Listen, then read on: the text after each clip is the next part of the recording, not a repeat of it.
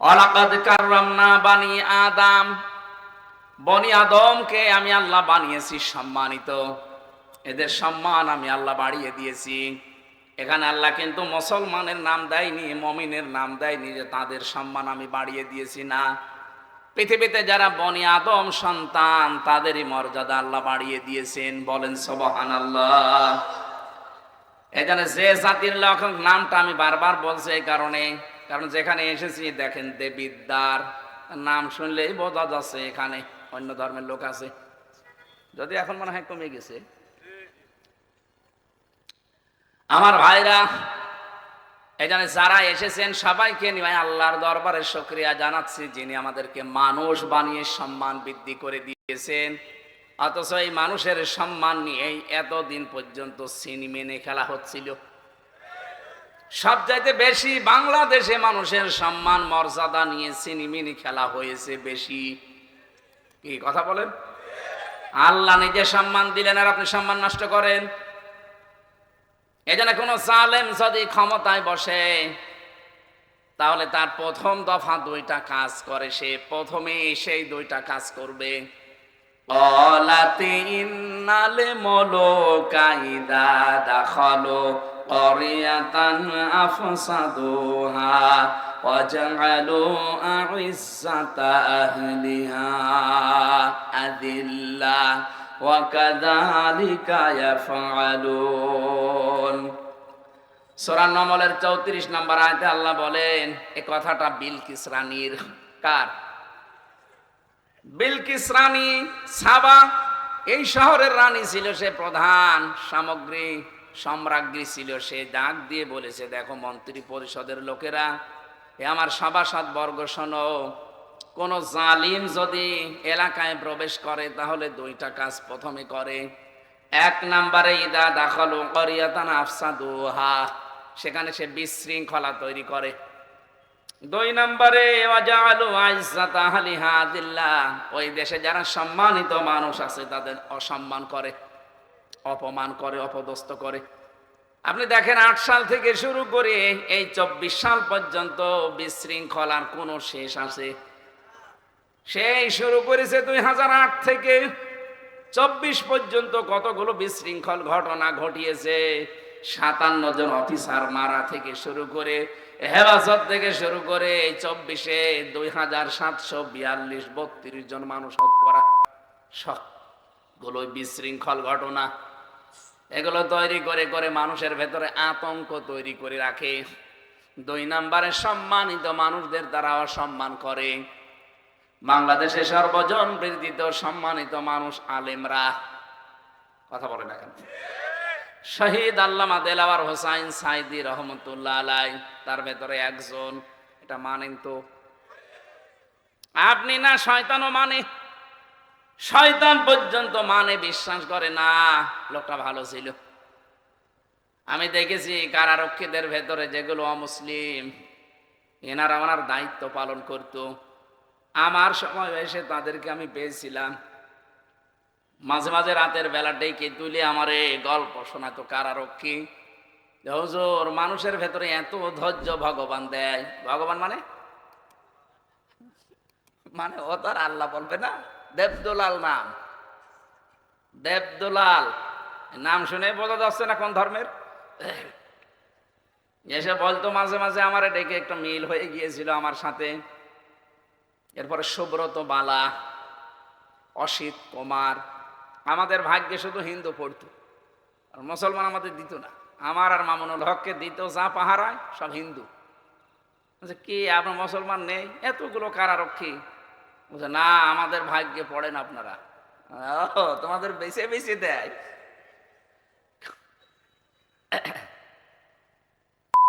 Condemn সেলের ভেতরে আমাদেরকে রেখে সামনে বসে থাকতো, কেউ যেন আমাদের সাথে কথা না বলে। এসে বলতো যে হুজুর, ভগবান মানুষকে এত ধৈর্য দেয়।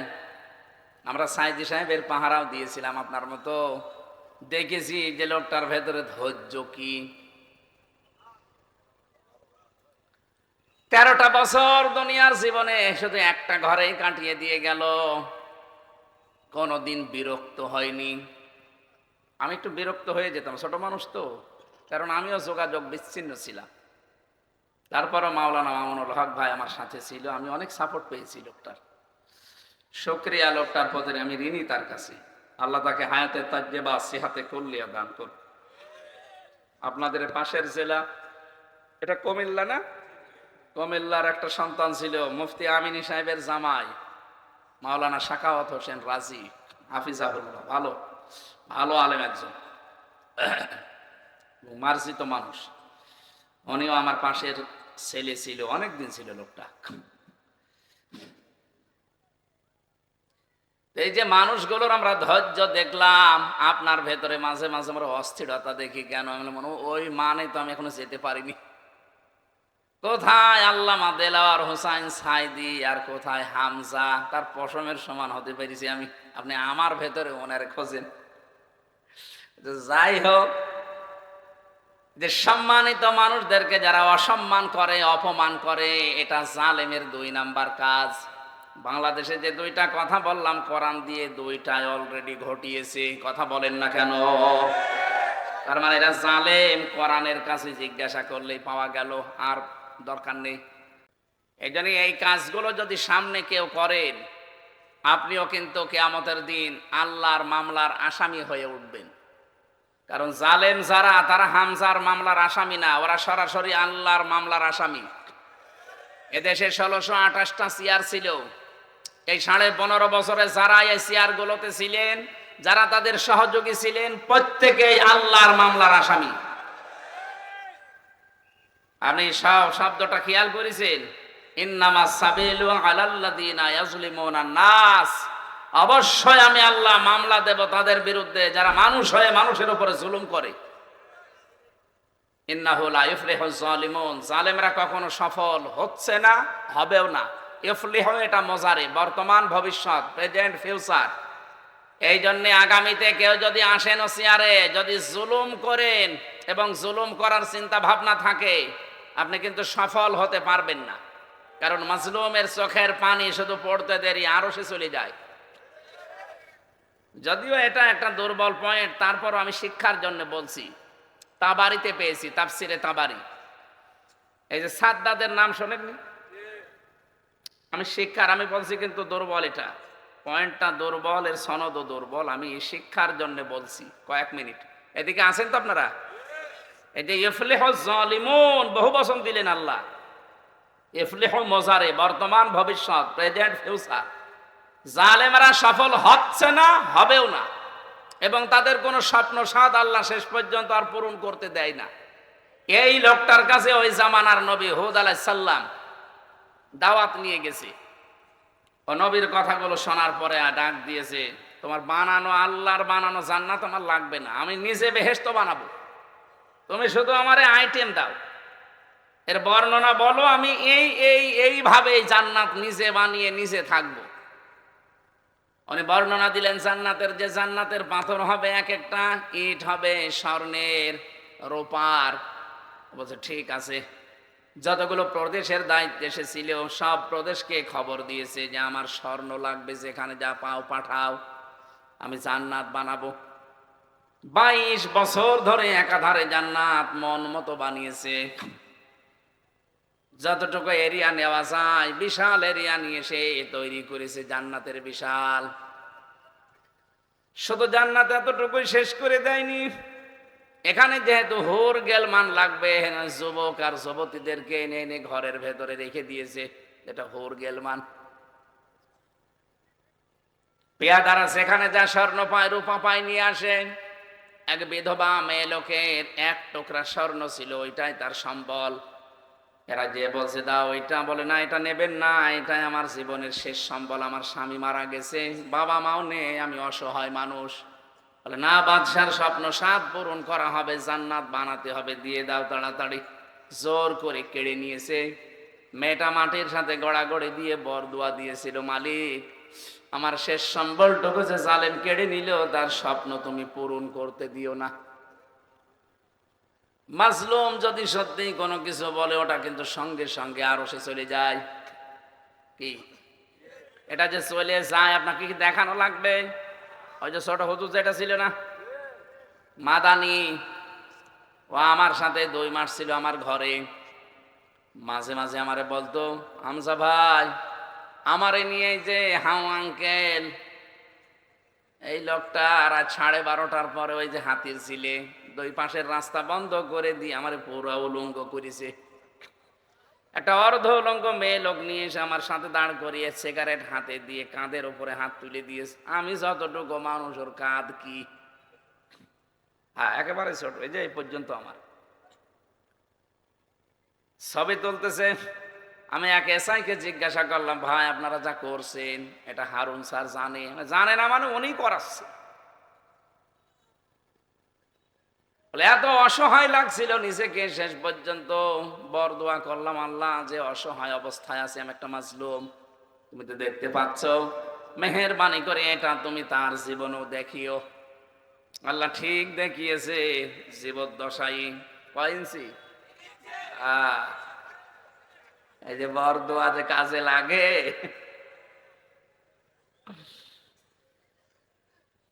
নামও পাল্টিয়ে গেছে ওনার, এখন আর ওনার হারুন বলে কেউ চেনে না, হাউ আঙ্কেল। কি আঙ্কেল? How, how uncle. মেয়েটা যখন মাটির সাথে গড়াগড়ি দিয়ে কথা বলছিল, ওরা স্মরণটা ঠিক নিয়েই চলে গেল। প্রায় 20 বছর সময় ধরে পুরা জান্নাতটা মন মতো করে বেহেশত বানিয়েছে, আজকে উদ্বোধন হবে।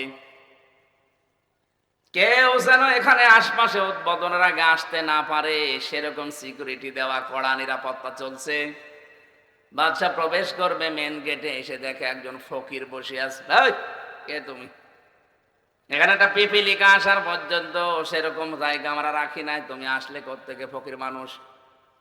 বাদশা নামতে যাবে, ডাক দিয়ে বলছে, একটু মাথা কাত করেন। কেন? একটা কথা বলবো। বলে পরে কথা হবে, এখন আমি আমার জান্নাত আগে একটু পরিভ্রমণ করে আসি, উদ্বোধন করে নেই। বলে না, আমার কথা শুনতে হবে, মাথা কাত করেন আপনি। ঘোড়ার উপর থেকে শুধু মাথা নিচেও করেছিল, কানের কাছে মুখ নিয়ে বলছে, আমি কিন্তু দুনিয়ার সাধারণ ফকির না, আমি আজরাইল, আমি এসেছি আপনার জান কবজের জন্যে। ওই দিন নাকি বলেছিল আমার একটু সময় দিন, আমি শুধু শখের এই জিনিসটা দেখে একবার চলে আসবো। বলে না, আল্লাহ 1 সেকেন্ডের সময় আর তোমার জন্য বরাদ্দ করে নাই, এক্ষুনি তোমার বিদায় নেওয়া লাগবে। ও তারপরও জোর করে জান্নাতের চৌকাঠ স্পর্শ করতে চেয়েছিল, পারে নাই, ঘোড়ার পিঠ থেকেই পড়ে গেছে, চৌকাঠ পর্যন্ত যেতে পারেনি। মুফাসসির যারা, যদিও বললাম দুর্বল শিক্ষা এখানে আছে এই কারণে, যারা তাফসির করেন তারা লিখেছেন কয়েকটা পয়েন্টের ভেতরে যে এই লোকটা তার নিজের এত বড় স্বপ্নের জিনিসকে উদ্বোধন পর্যন্ত করতে পারে নাই, স্পর্শ পর্যন্ত চৌকাঠ করতে পারে নাই। ওই বরদোয়া ছিল ওই অসহায় মেয়ে লোকটার। এজন্য যারা সামনে কোনো কিছু পূরণ করার জন্য জুলুম করে যাচ্ছেন, আপনি কিন্তু জানেন যে আপনি কি করছেন। জুলুম করবে যারা, মাজলুমের চোখের পানি কিন্তু আমার আল্লাহর দরবারে পৌঁছিয়ে যাবে। আপনি আপনার স্বপ্নের জায়গা পর্যন্ত যাওয়ার আগেই দুনিয়া থেকে বিদায় নেবেন। কথা বোঝেন আমার?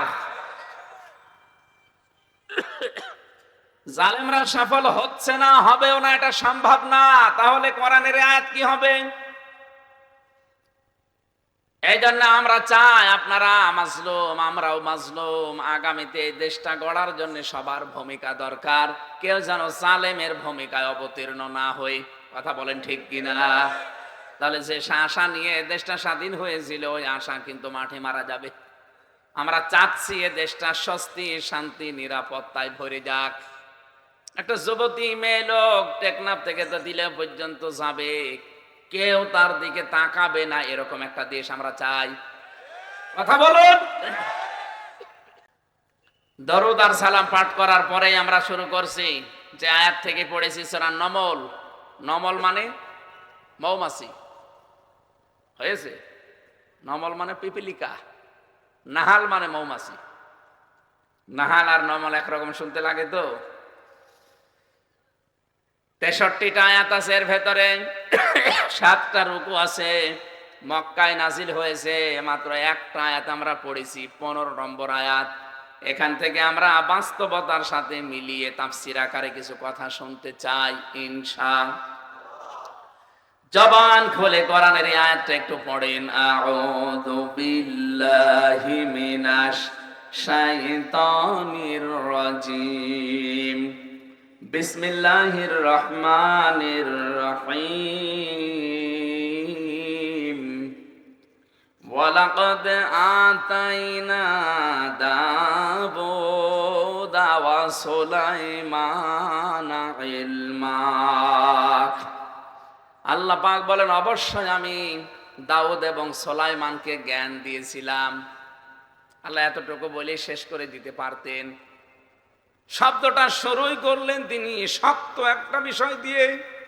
আল্লাহ দিয়েছেন ওয়ালাকাদ, লাম একটা, কদ একটা, ওয়া একটা, এতগুলো কথা বলে তারপরে আরম্ভ করছেন যে আমি কিন্তু দিয়েছি দাউদ আর সুলাইমানকে জ্ঞান দিয়েছি। এই পৃথিবীতে আপনি দেখবেন যারা তাদের জ্ঞান অনুযায়ী কাজ করবে তাদের মর্যাদা দিন যত যাবে আল্লাহ বাড়াতেই থাকবে। আর যারা জ্ঞান অনুযায়ী আমল করে না ওরা জ্ঞানী হতে পারে, কিন্তু দিন যত যাবে তাদের সম্মান মর্যাদা দুনিয়ায় আল্লাহ কমাতেই থাকবে। আমার কথা বুঝেছেন? হযরত দাউদ আলাইহিস সালাম আর সুলাইমানকে আল্লাহ দিয়েছিলেন জ্ঞান। কি দিয়েছেন? এই দুইজন জ্ঞান পাওয়ার পরে যে প্রথম কথাটা বললেন, ওয়াকালা আলহামদুলিল্লাহিল্লাযী ফাদ্দালানা আলা কাসীরিম মিন ইবাদিহিল মুমিনিন। ওয়াকালা দিবসন, তারা দুইজনেই প্রথমে জ্ঞান পাওয়ার পরেই বলেছে শুকরিয়া, প্রশংসা আল্লাহর। এরা জ্ঞান পাওয়ার পরে শুকরিয়া আদায় করে, প্রশংসা করে কার? আর এই দেশে বহু জ্ঞানী মানুষ আমরা দেখতে পাই, এরা জ্ঞানী মানুষ হওয়ার পরে শুকরিয়া প্রশংসা আদায় আল্লাহর না শয়তানের করে। কারণ আল্লাহর আইনের পক্ষে তাদের কোনো অবস্থান নেই। মানুষের তৈরি করা আইনের পক্ষে যারা কাজ করে এরা প্রশংসা করে মূলত শয়তানের। এক কথা বলছেন না?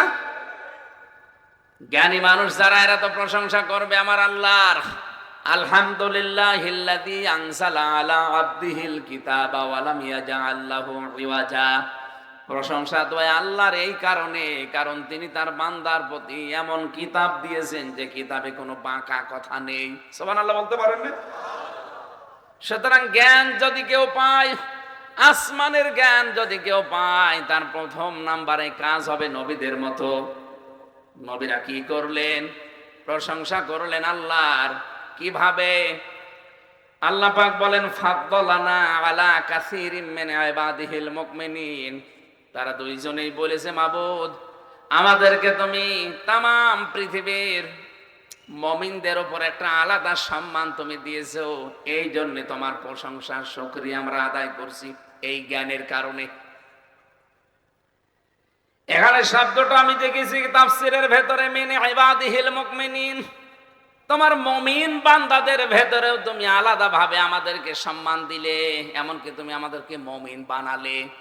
এ বাংলাদেশে 18 কোটি মানুষ, এর ভেতরে যারা সত্যিকারের ঈমানদার, যে মানুষগুলো এই বান্দা বান্দীদের ভেতরে ঈমান আনতে পেরেছে নারী পুরুষ, তারা যেন অন্তত এখনই শুকরিয়া আদায় করে নেয়, আল্লাহ তুমি আমাকে ওদের মতো বানাতে পারতে, আলাদা ভাবে একটু আমাকে নিয়ামত দিয়েছো, অন্তত ঈমানের যে বিশাল দৌলতটা আমারে দিয়ে আমাকে দুনিয়ার আখিরাতে সম্মান বৃদ্ধি করে দিয়েছো।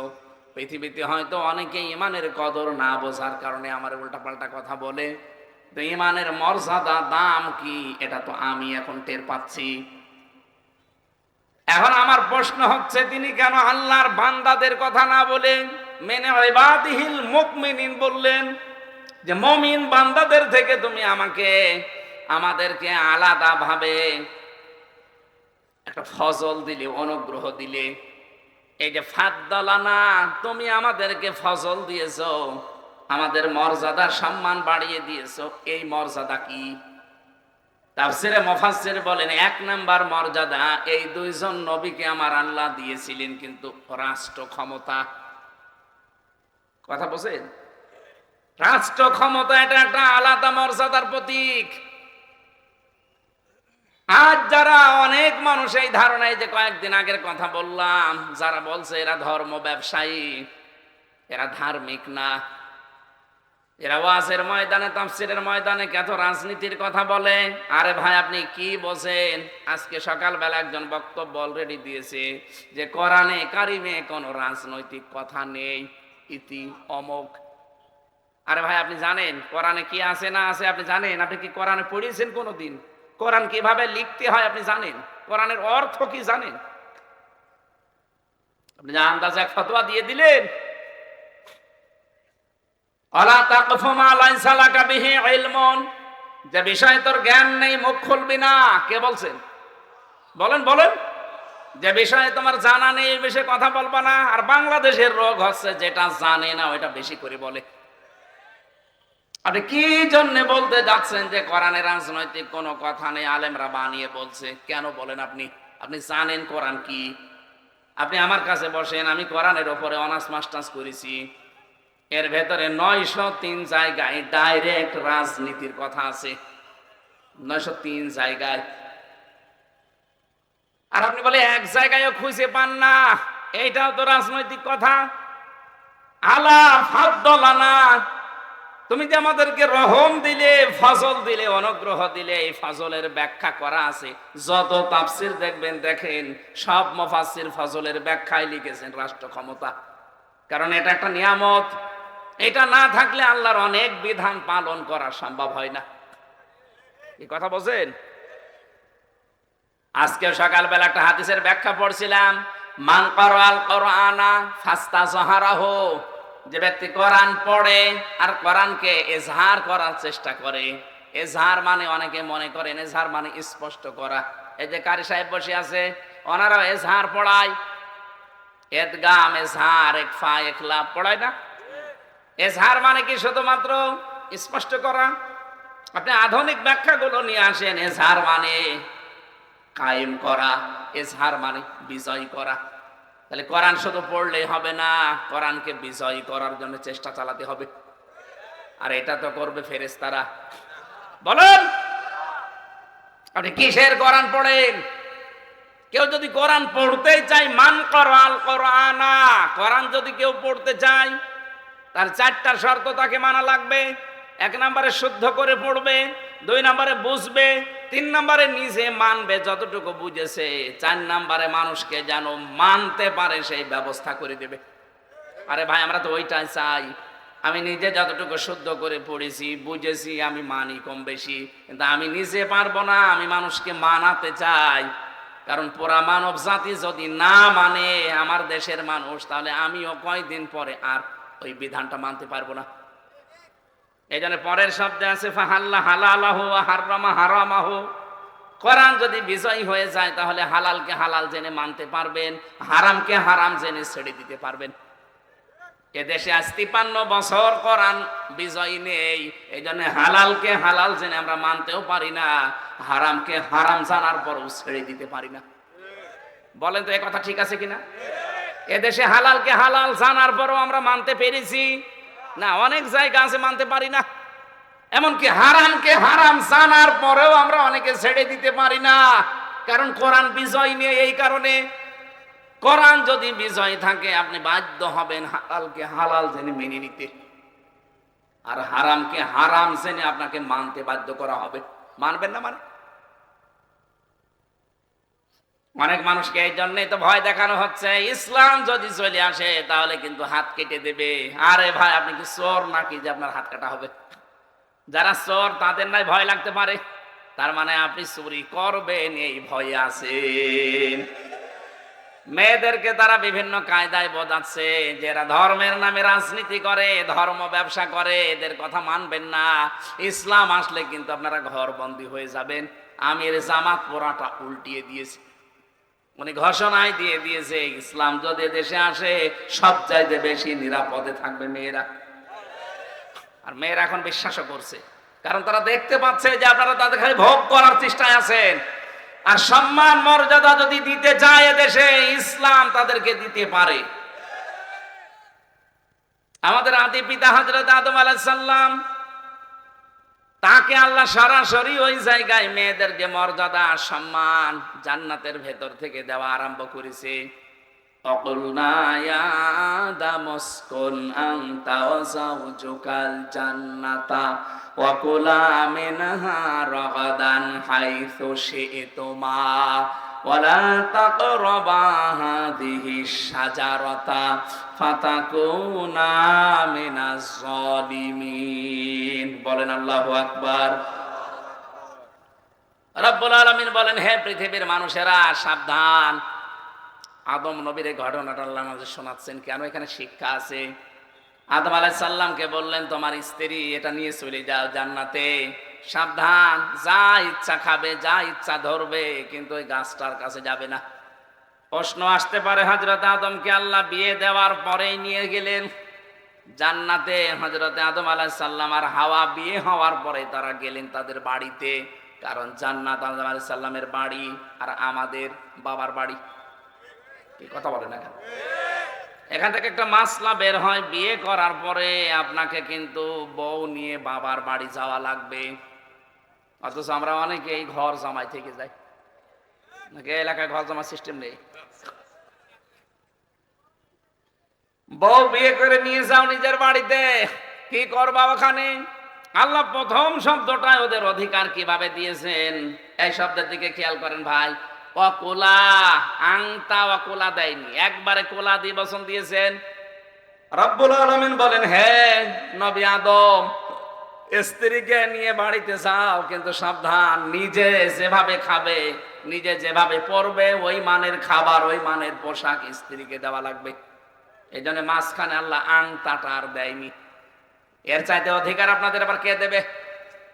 বউ নিয়ে শুধু ঘরের ভেতরে বন্দি করে রাখবেন, ওরা আজ রামবামরা যেটা আমাদের শোনাচ্ছে যে তোমাদের ঘর বন্দি করে রাখবে, ইসলাম বলে না, রাগাদান হাইসু শি'তুমা, যেখানে ইচ্ছা নিয়ে যাবে, যা ইচ্ছা খাওয়াবে। এই জন্য মেয়েদেরকে, স্ত্রীকে ঘুরতে নিয়ে যাওয়া এটা কিন্তু নবীর সুন্নাহ। ঘুরতে নিয়ে যাবেন, জিনিসপত্র দেবেন, সাবধান, ওয়ালা তাকরাবা হাযিহিশ শাজারা, এই গাছের কাছে যাবেন না। এ গাছ কোন গাছ? মনে করে গন্ধম গাছ, শুধু গন্ধম না। তাহলে কোরআনে আয়াত নাযিল করে ১৫০০ বছর পরে আমাদের শোনানো লাগতো না। এখানে গাছ বলতে আল্লাহর নিষিদ্ধ বর্ডার। এই বাংলাদেশ সহ বিশ্বে এখনো মুসলমানদের জন্য আল্লাহর নিষিদ্ধ বর্ডার আছে এই পৃথিবীর জমিনে ৫০০। কত? কোরআনে আল্লাহ ৫০০ বর্ডার দিয়েছেন। আমাদের জীবন চলতে চলতে যদি ওই বর্ডারের কাছে যায়, হঠাৎ থেমে যাওয়া লাগবে। কথা বলে না কেন? যদি বর্ডার পার হয়ে চলে যান, বিএসএফ আপনাকে গুলি করে দেবে। রব্বুল আলামিন বলেন, বর্ডার যদি ক্রস করো, দুইজনেই কিন্তু জালিম হয়ে যাবে। এই জন্য বউ নিয়ে এমন কোন অনুষ্ঠানে যাওয়া যাবে না যেখানে গেলে আপনার নিজেরও পর্দা থাকে না, আপনার বউরও পর্দা থাকে না। এরকম অনুষ্ঠান দেশে নেই? এই যে গায়ে হলুদের অনুষ্ঠান করেন, এটা তো হিন্দুদের কালচার, কোথায় পেলেন আপনি? এরপরে বরযাত্রী নিয়ে যায় অনেকে, এটা কোথায় পেয়েছেন? এটাও তো হিন্দুদের। মুসলমানদের হবে অলিমা। কি হবে? আমাদের অলিমা আছে? নেই। এখন খালি বরযাত্রী নিয়ে যায় ১৫০, ২০০, ৫০০। আমার মনে হয় বরযাত্রী যাওয়ার মতো ইতরামি আর এই ছোট লোকই কাজ দুনিয়ায় আর নেই। ওই লোকটা ১৮, ২০ বছর, ২২ বছর একটা মেয়েকে মানুষ করে আপনার দেশে, এইটাই তো সেজদায় পড়ে থাকার কথা। এরপর আবার ২০০ মানুষ তার বাড়িতে খাওয়া লাগবে। আপনি কি এত ছোট লোক কেন? কারা কারা বরযাত্রী খেয়েছেন হাত তোলেন তো।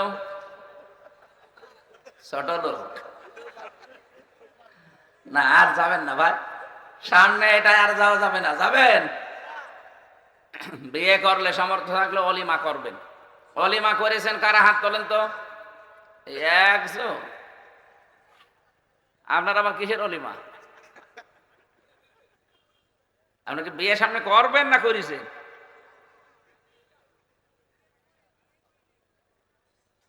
আমি হাসির খোরাকে দেয়নি। অলিমা করা নবীর সুন্নাহ, আর বরযাত্রী যাওয়া হিন্দুদের কালচার। আপনি কোনটা বেছে নেবেন এখন বলেন? এখানে এমন কোন জায়গায় বউ নিয়ে হলুদ অনুষ্ঠানে, বরযাত্রীতে এমন কোন জায়গায় যাবেন না যেখানে গেলে নিজের পর্দাও নষ্ট হয়ে যায়, বউরও পর্দা থাকে না।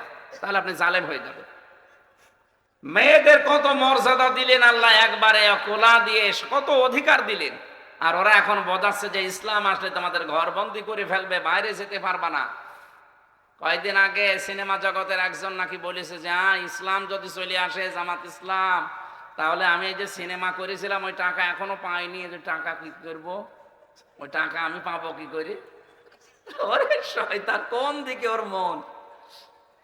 ও সিনেমা করেছে, নাটক করেছে, সে টাকা এখনো দেয়নি পরিচালক, এই জন্য বলছে ওই টাকা যদি আমি না পাই। এই জন্য আমি চাই না যে জামাত ইসলাম এই দেশের ক্ষমতায় আসুক।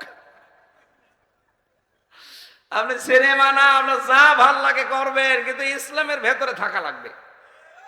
আর পরিবেশটাই আল্লাহ এরকম বানিয়ে দেবে যদি ইসলাম আসে। এখানে যারা এই মসজিদে নামাজ পড়তে যান, নামাজ পড়তে গিয়ে চার দেওয়ালের মাঝে আছেন, আপনার যদি এখন বিড়ির নেশা লাগে, খেতে পারবেন? বলেন। খেতে চাইলে বাইরে আসা লাগবে। কেন? কারণ ওই পরিবেশটাই ওইরকম। ইসলাম যদি সত্যি আসে, এরপরে 500 আইন আছে, 500, এগুলো সব যদি দেশে কায়েম হয়ে যায়, এই দেশটাই হয়ে যাবে একটা মিনি জান্নাত।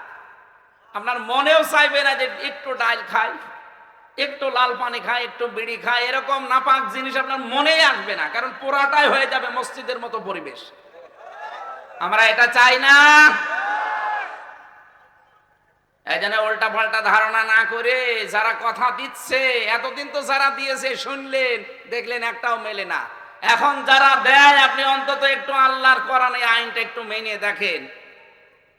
ডক্টর কামালের এই সংবিধান বানানো সংবিধান দিয়ে তো কিছুই হয়নি।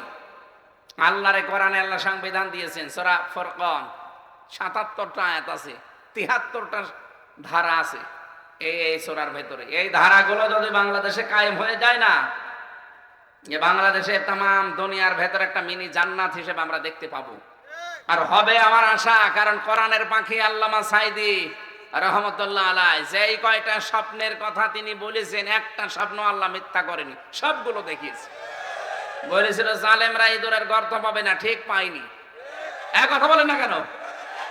নাড়া দেওয়া হবে, দিল্লি পড়বে, তাই পুলিশ বলেছিল জালেমদের নাকের ডগার উপরে দেশে কালেমার পতাকা পথ করে উঠবে, সেই অবস্থা তৈরি হচ্ছে সামনে।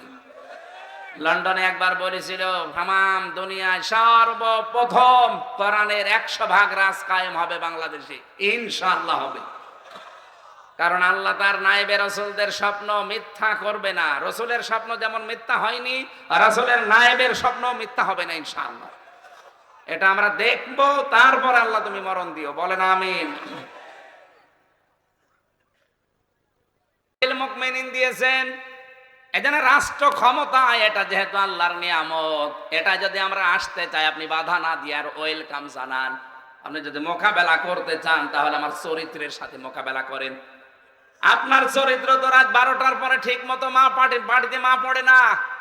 মাটিতে পা দিলে আপনি বলেন কোথায় পা দিলাম, খেজুর গাছে ধাক্কা দিয়ে বলেন যে মিয়া ভাই সাইড দিয়ে আর কতক্ষণ দাঁড়াবো। এরকম চরিত্রের মানুষ নেই।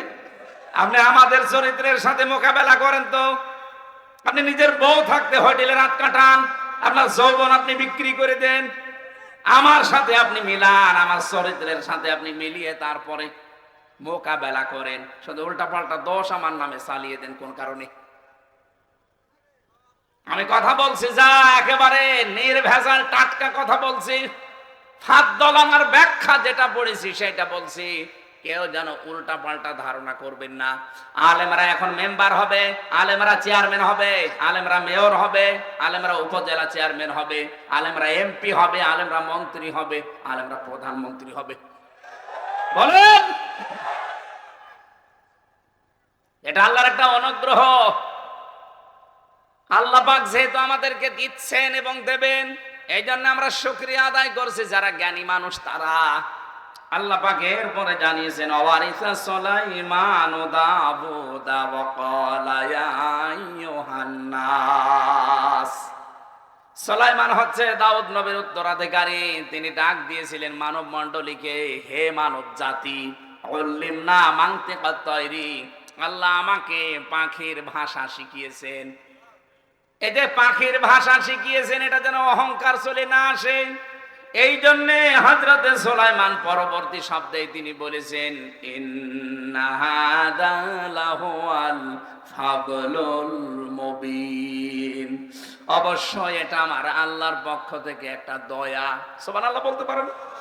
নিজেকে অহংকার মুক্ত রাখার জন্য তারা কথা কত সুন্দর ভাবে গুছিয়েছেন, আর আমাদের কিছুই নেই, আমাদের অহংকারের ঠেলায় বাঁচে না। বলেন তো, পাখির ভাষা আমি বুঝি, এটা অহংকার আসতে পারে, আর কেউ বোঝে না, আমি বুঝি। এই জন্য অহংকার যেন না আসে, তিনি প্রশংসার সঙ্গে সঙ্গে আদায় করছেন। তিনি নত হয়ে গেলেন, এতটুকু তিনি শেষ করেননি, তিনি বলেন, ওয়াউতিনা মিন কুল্লি শাই, আমাকে দেওয়া হয়েছে এই পৃথিবীর যত কল্যাণ সব। সুবহানাল্লাহ বলো। এই যে যত কল্যাণ সব, এর ভেতরে আমি তাফসিরে ফি জিলালিল কোরআন আর সাইয়্যিদ আবুল আলা মাওদুদী রাহমাতুল্লাহ আলাইহির তাফসিরে এই দুইটা তাফসির মিলিয়েছি জেলখানায় বসে। আমি দেখলাম ওনারা ওতিনা মিন কুল্লি শাই এর ভেতরে 27টা বিষয় দিয়েছেন, 27টা পয়েন্ট আকারে দিয়েছেন একটা একটা করে। সুলাইমান নবীকে পাখির ভাষা বোঝা এবং দুনিয়ার সব কল্যাণ, এই সব কল্যাণের ভেতরেও তিনি প্রথম নাম্বারে দিয়েছেন রাষ্ট্রীয় ক্ষমতার কথা। রাষ্ট্রীয় ক্ষমতার কথা কেন দিলেন তারা? ওই যে আগেই বললাম, এটা যদি সত্যিই কায়েম না হয়, আপনি জানার পরও হালাল মানতে পারবেন না, জানার পরও হারাম ছেড়ে দিতে পারবেন না। নবীজি নিজে 13 বছর নামাজ পড়েছিলেন মক্কায়, পড়েননি?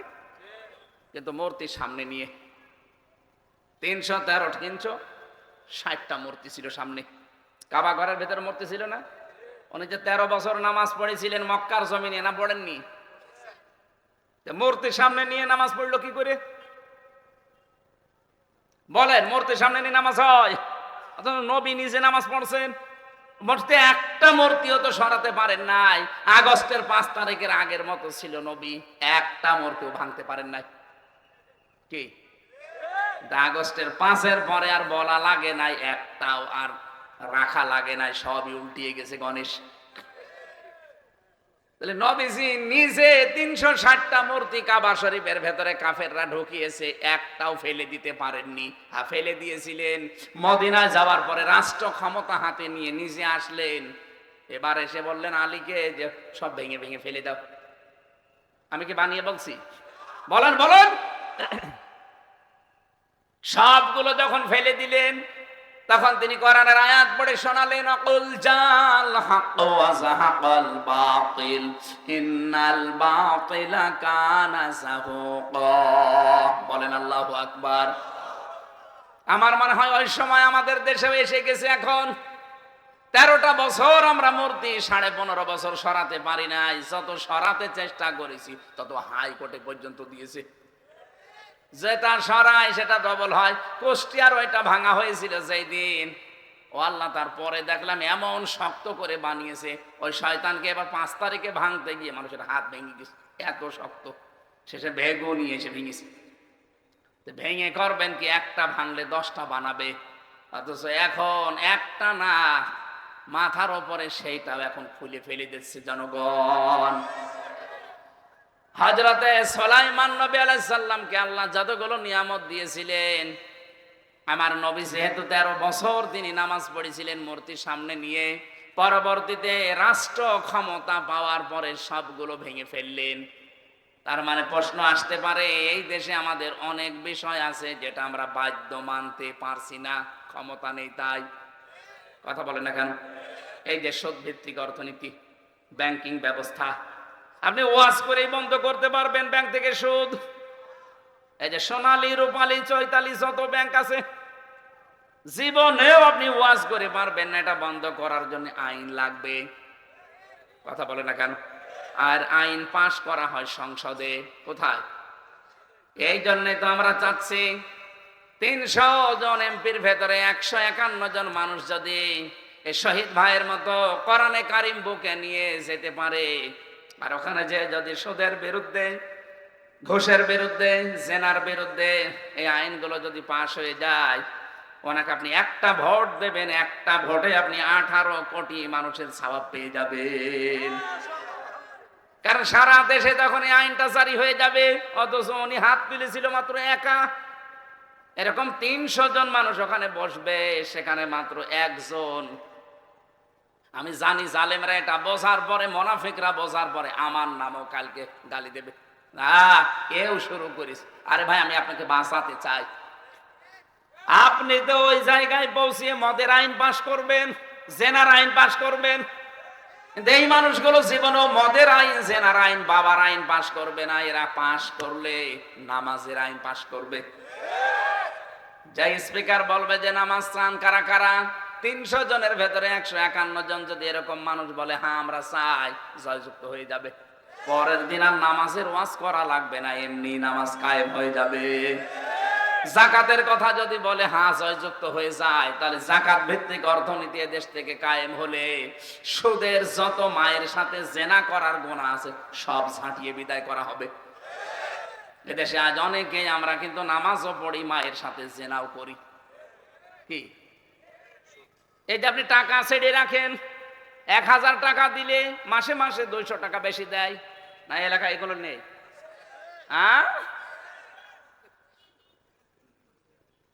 কারা কারা এই ব্যবসায় আছেন? যারাই থাকেন মায়ের সাথে আপনি জেনা করছেন, বুঝে করেন আর না বুঝে করেন, নাকি বিশ্বাস হচ্ছে না? যদি করে থাকেন 1000 টাকা ছেড়ে রেখেছেন, 1000 টাকায় নেবেন, ওই 200 টাকা বেশি নিতে পারবেন না? না, আমার তো মনে হয় এই এলাকায় নেই। এই গ্রামে আবার এই তো থাকবে।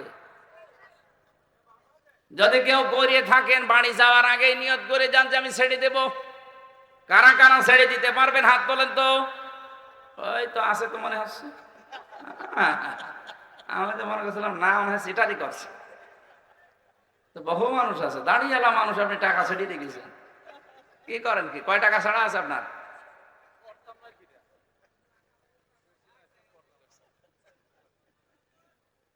ছেড়ে দেবেন ভাই, না খেয়ে মরে যান দরকার হয়। কিন্তু সুদের এই টাকা নিয়ে মায়ের সাথে জেনার গোনা নিয়ে আপনি আমল নামা কিয়ামতে উঠবেন, মানুষ তো লেখা দেখবে যে ও মায়ের সাথে জেনা করিস, বলেন নাউজুবিল্লাহ।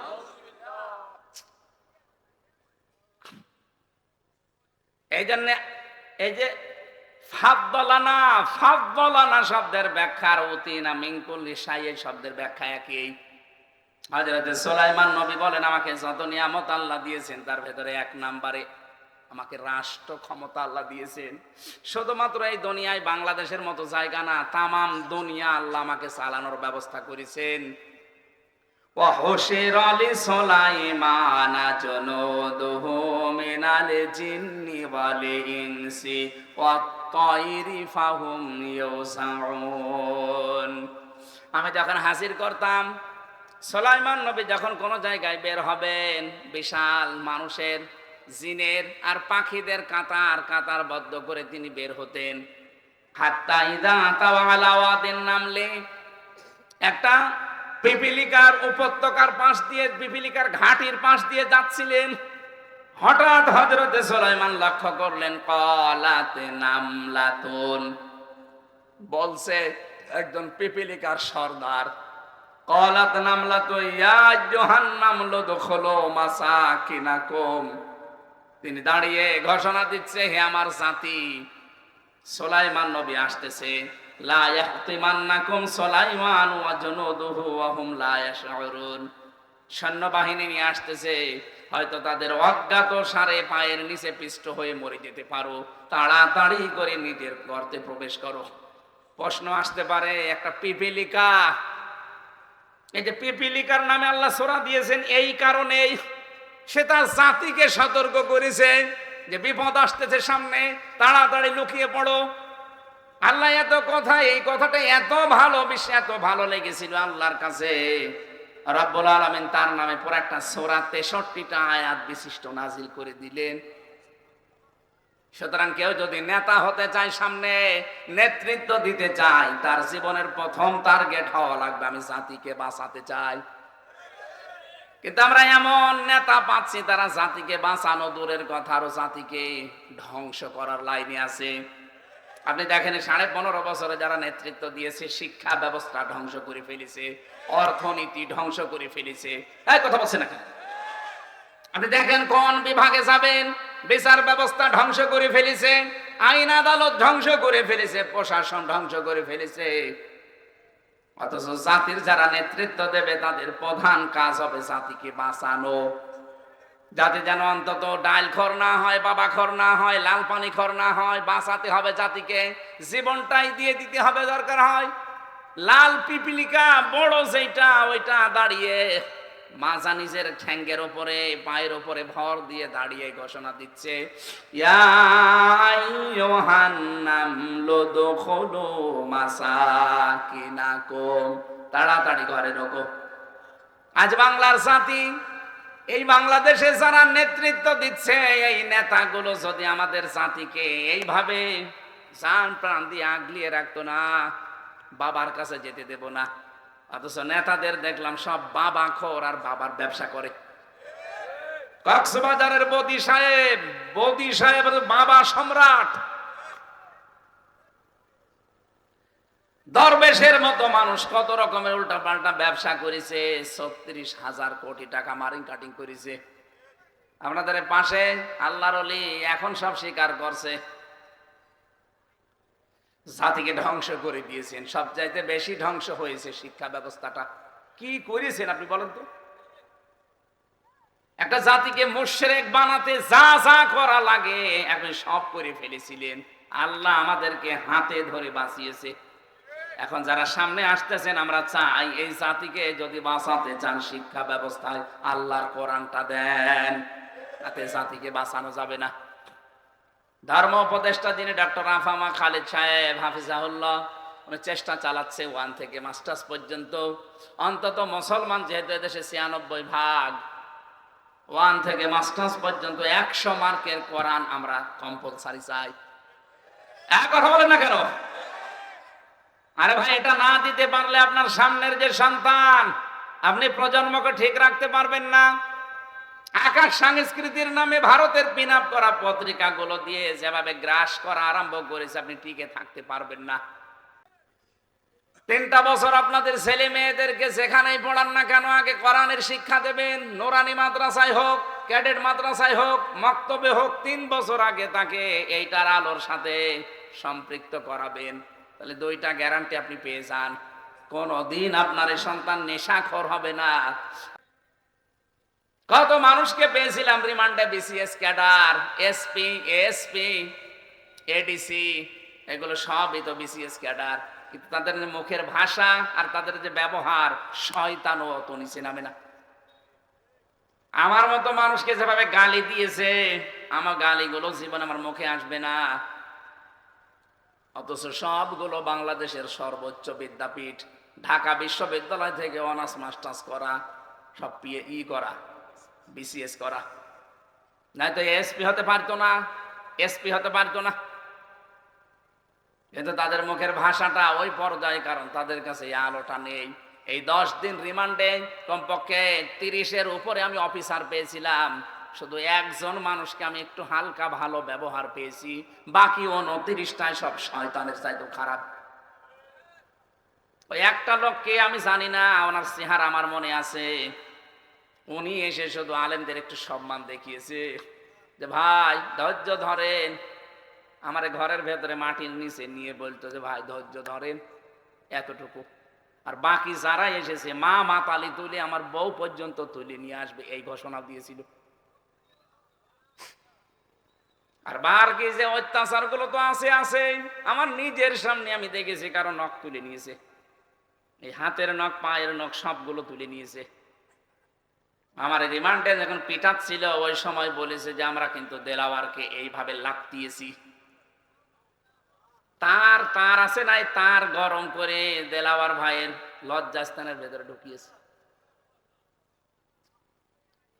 পুরুষাঙ্গ নষ্ট হয়ে গেছে, পরবর্তীতে চিকিৎসার মাধ্যমে আল্লাহ আবার ফেরত দিয়েছে। এগুলো জ্ঞানী মানুষ না? সব বিসিএস ক্যাডার। বললাম না, প্রায় 10 দিন রিমান্ডে 30 জনের উপরে আমি পেয়েছি একজন মানুষ একটু হালকা ভালো ব্যবহার, আর বাকিগুলো শয়তান ওই এত খারাপ কথা বলে না। আমার মতো একটা সাধারণ মানুষকে 11 ঘন্টা টাঙিয়ে রেখেছে। তাও মাজায় দড়ি দিয়ে, পায়ের সাথে ডান্ডা বেড়ি দেওয়া, হাত পেছনে দিয়ে হ্যান্ডকাপ লাগানো, পুরা চোখটা কালো কাপড় দিয়ে বাঁধা। কি করেছিলাম বলেন তো? কোরআনের কথাগুলো যেখানে যেইভাবে বলা দরকার একটু বলতাম, এই তাহলে আপনি এটা করবেন? আল্লাহ পাকে একেবারে একটাকেও ছাড়ে নাই, প্রত্যেকটা এখন পালিয়ে পালিয়ে বেড়ায়। আগস্টের 5 তারিখের আগে বগুড়া একটা মাহফিল ছিল আমার, যে ওসি আমাকে রাস্তায় তাড়িয়েছিল, মানে ধানের খেতে প্রায় 2 কিলোমিটার তাড়িয়েছে শুধু ধরার জন্য। কিচ্ছু না, এমনি ধরে নিয়ে টাকা খাবে, ধরতে পারেনি। আমার পা আমার ছিলে গিয়েছিল, পরবর্তীতে গাড়ি আর ড্রাইভারকে নিয়ে আটক করে রেখেছে। বলছে টাকা দেন 1 লাখের উপরে, নাই তো ছাড়বো না। তখন আব্দুল বারি ভাই ছিল বগুড়ার এক ভাই, তাকে বললাম আপনি কি করবেন করেন, যেভাবেই হোক ম্যানেজ করে দেন, অন্তত গাড়ি তো আর আমার না, আকিস গ্রুপের গাড়ি, গাড়িটা ছাড়ানো লাগবে না। 1,13,000 টাকা নিয়ে গাড়িটা ছেড়েছে। এই 5 তারিখের পরে তো পাল্টিয়ে গেছে। তার বিভাগীয় মামলা হওয়ার পরে ওর ওএসডি করে এখন পাঠিয়েছে নাকি শুনলাম সেই কক্সবাজারে, বগুড়া থেকে একবারে কক্সবাজার। সেদিন রংপুরে মাহফিল করে এই মাসখানিক আগে আমি ওই সিরাজগঞ্জ গোল চত্বরে বসে এক জায়গায় চা খাচ্ছি। ও কোথা থেকে সংবাদ পেয়েছে জানি না, ওর এক বন্ধুকে আর এক ওসি তারে নিয়ে এসেছে, এসে বলছে হুজুর আসসালামু আলাইকুম, আমারে মাফ করে দে। কে আপনি? বলছে আমি সেই ওসি আজাদ। আরে ভাই আপনারে খুঁজছি, এদিকে আসেন, আপনাকে তো খুঁজছিলাম। বলছে আমি ভুল করে ফেলেছি। ভুল কি? বলছে আমারে মাফ করে দেন। মাফ তো করবো, আমার টাকা ফেরত দেব। মাফ তো করে দেবো, আগে টাকা ফেরত দেবেন, এরপরে মাফ করবো না, এমনি এভাবে মাফ হবে না। বলছে টাকা নেই না, টাকা না হলে হবে না। বিনা কারণে আমার যে কষ্ট দিলেন, তাড়িয়েছেন, আমার পা কেটে গেছে, সব মাফ করে দিলাম। আমি কিছুই করি না, আপনি নিজেও জানতেন যে ওরা আমার দাওয়াত দিয়েছে, এসেছি, আমি কথা বলছিলাম, আর আপনি কোন জায়গা থেকে কি করি, শেষে আমি দৌড় দিলাম। আপনাকে তো আমি ওই দিন দেখতে পারিনি অন্ধকারে, কিন্তু আজকে যে সরাসরি আপনি একেবারে চলে এসেছেন, আল্লাহর ওলি, টাকা দেওয়া লাগবে। 7 দিন সময় দেন, আমি দিয়ে দেব। দিয়েছে, 1 লাখ ফেরত দিয়েছে। পুলিশ যে টাকা ফেরত দেয়, আমার মনে হয় বাংলাদেশের ইতিহাসে এই প্রথম।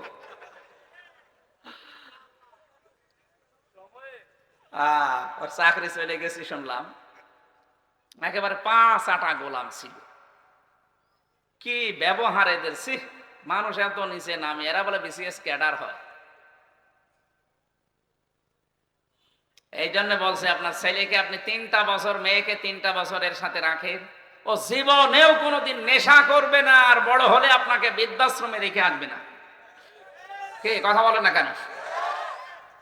হযরত সুলাইমান পিপিলিকাটা হাতে তুলে নিলেন, তুলে নিয়ে দেখেন দাঁড়িয়ে পড়েছে ঠ্যাঙের উপরে, মানে পায়ের উপরে ভর দিয়ে, মানে নেতা যেভাবে দাঁড়ায়।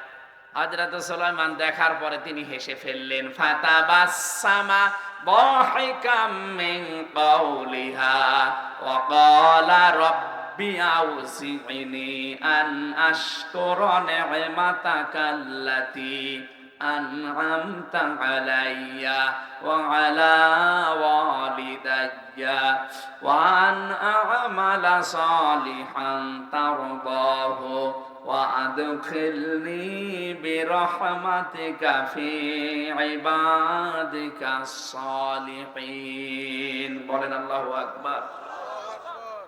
রব্বুল আলামিন বলেন হযরত সুলাইমান একটা হাসি দিলেন, তার নাম মিসকি হাসি, এই জন্য তাবাসসুম। তাবাসসুম মানে কি? মিসকি হাসি।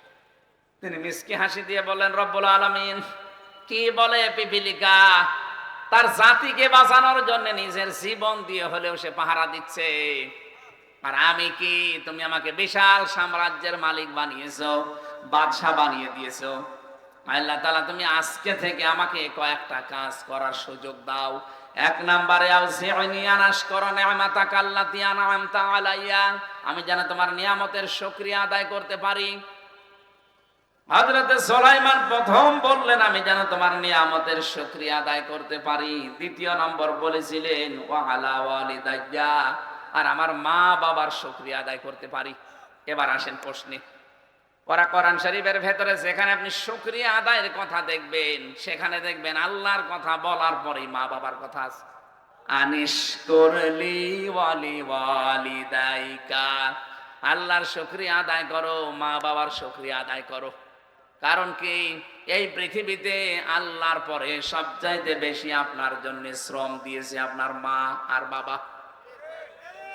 একটা মানুষকে এই দুনিয়ায় আনতে মায়ের কষ্ট সহ্য করা লাগে 57 ইউনিট। এদেশে যত পুরুষ মানুষ আমরা আছি, সর্বোচ্চ কষ্ট সহ্য করতে পারবো 45 ইউনিট, এর বেশি পারবো না। কিন্তু আমার মা আমাকে দুনিয়ারে মুখ দেখাতে গিয়ে 57 ইউনিট কষ্ট সহ্য করেছে।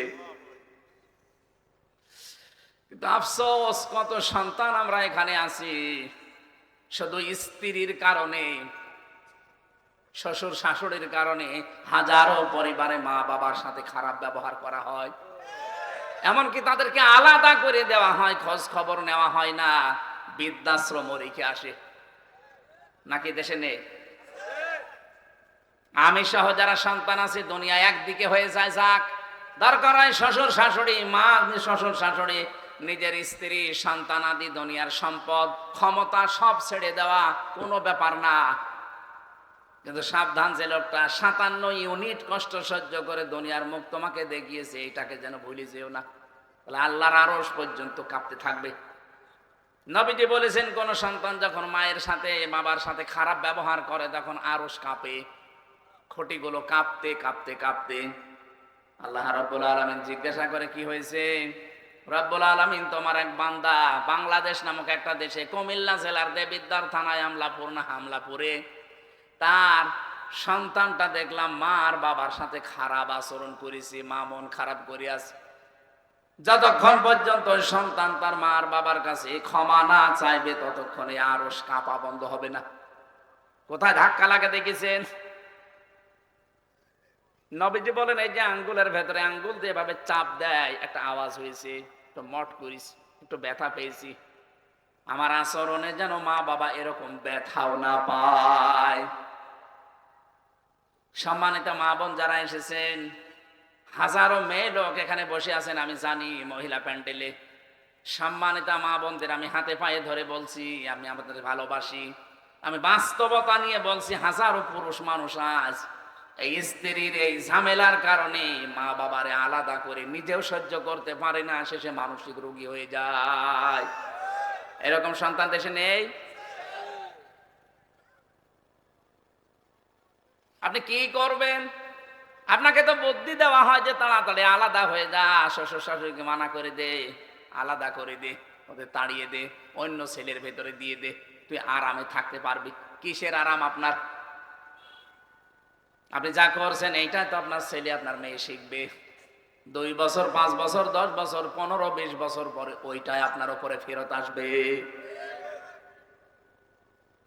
হযরতে সুলাইমান নবী পিপিলিকার কাছ থেকে শিক্ষা নিয়ে হাসি দিয়ে এইটা বলেছিলেন, মাবুদ, আমি তোমার শুকরিয়া আদায় করার পাশাপাশি যেন আমার মা বাবার সাথেও শুকরিয়া আদায় করতে পারি, সেই তৌফিক তুমি আমাকে দান করো। মেয়েরা, আমি আবার বলছি, সম্মানিত মা বোনেরা, বিশেষ করে পুত্রবধূ যারা আছেন, শুধু নামাজ পড়ে, শুধু রোজা রেখে, শুধু কালো বোরকা পরে জীবনও জান্নাত যেতে পারবেন না, যতক্ষণ পর্যন্ত স্বামীর মনকে আপনি সন্তুষ্ট করতে না পারবেন।